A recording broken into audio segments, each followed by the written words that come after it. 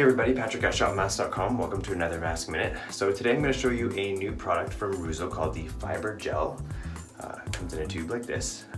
So you want to apply this to towel dried hair, and it's going to give you a firm but pliable hold. It's still going to keep all your hair in place, so you'd want to use this kind of product maybe when you want to have a little bit more of a formal look, or if you're going to an event or that kind of thing, or just kind of like parted to the side like I have right now. This actually is just wet. It's damp hair, so I haven't put any product in it yet. I just combed it so that you didn't have to watch me comb. And I'm going to show you how it looks. It looks like this. I'm going to take a little bit of this, put it right thoroughly through my hair.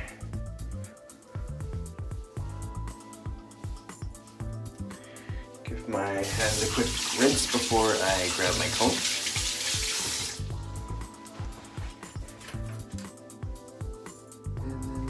Comb it through.